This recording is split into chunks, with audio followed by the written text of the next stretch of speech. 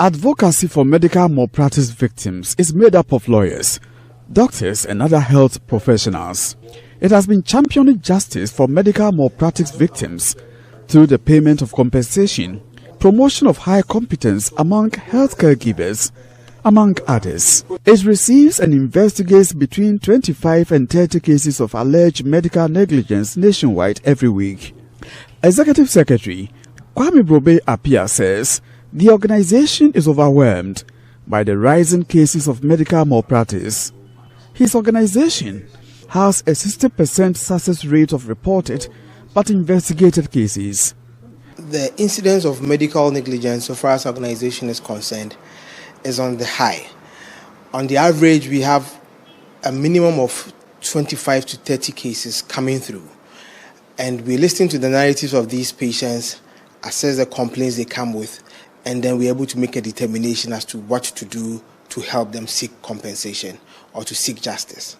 So with respect to the high number of cases coming up and then the huge amounts paid as compensations, I think it's as a result of the awakening that has come to bear now, because patients are getting empowered by the day, they are getting to know their rights as they also want to exercise their responsibilities. And I think the more we keep on this trajectory, the health sector would set up and then do the needful.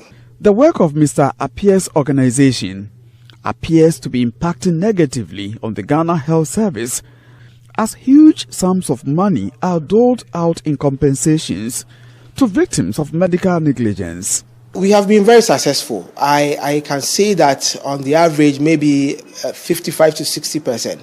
So we've been successful, and others too have been settled out of court. Sometimes when you approach the health facilities, they admit that they have been at fault, and so then they would want to compensate the patient. There was one case that we worked on that the facility was a private facility. They actually paid something close to about 400,000 Ghana cedis. Well, in that case, it involved a little girl that had gone to the hospital, and they did a surgery that went wrong, and then eventually the child couldn't do anything again in terms of mobility. She could not move, she could not see, she could not hear, more or less like a vegetable. So it was quite a severe case, and that necessitated a settlement out of court. We have cases in court in about 6-7 regions. Ashanti Regional Health Director Dr. Emmanuel Kojotinkran wants attitudinal change to curb growing cases of legal suits against the directorate. Past 2 months, I've been on a crusade, visiting all the health centers, trying to see how best we can address the attitude of health workers as far as their work ethics is concerned. And Cecilia will tell you, we were also health workers, we were all in public health, in a government institution, and the way we were doing our work is quite different from the health workers we see today.